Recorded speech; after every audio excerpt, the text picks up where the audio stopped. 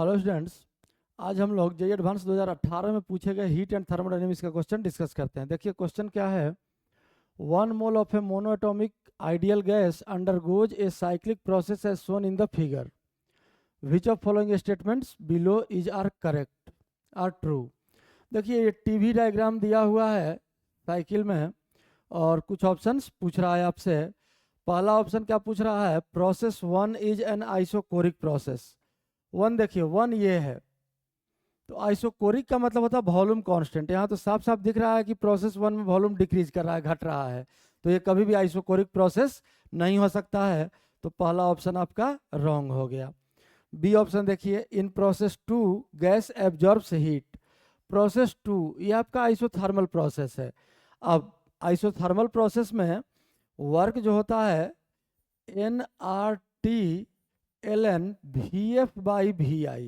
तो देखिए प्रोसेस 2 में वॉल्यूम इंक्रीजिंग है, तो ऑब्वियसली फाइनल वॉल्यूम जो है वो इनिशियल वॉल्यूम से ज़्यादा होगा, तो VF/VI ग्रेटर देन 1 और ln 1 से बड़ा नंबर पॉजिटिव होता है, तो ये वर्क हो गया पॉजिटिव। और चूंकि आइसोथर्मल प्रोसेस है तो डेल्टा U हो जाएगा आपका 0। अब यहाँ से अगर 2 के लिए, प्रोसेस 2 के लिए ये हम लोग सॉल्व कर रहे हैं। अब यहाँ से अगर हम लोग फर्स्ट लॉ अप्लाई करें तो Q equals W plus delta U, और तब ये वैल्यू क्या आ जाएगा, NRT ln VF/VI, और ये पॉजिटिव है। तो in process 2 gas absorbs heat, sign convention के अनुसार ये सही है। अगर Q पॉजिटिव आता है मतलब गैस एक्सटर्नली सिस्टम को दिया गया है। अब थर्ड ऑप्शन में देखते हैं, in process 4 gas releases heat. तो फोर्थ प्रोसेस के लिए अगर ध्यान से आप डायग्राम को देखिए तो फिर ये आइसोथर्मल प्रोसेस है, तो आइसोथर्मल का वर्क जो होगा यही सामने लिखा हुआ है ln VF/VI। लेकिन अब ध्यान से देखिए वॉल्यूम डिक्रीज कर रहा है। वॉल्यूम अगर डिक्रीज कर रहा है तो फाइनल वॉल्यूम कम हो जाएगा इनिशियल वॉल्यूम से, तो VF/VI 1 से छोटा हो जाएगा, और तब ln 1 से छोटा वैल्यू नेगेटिव होता है, ये लेस देन 0।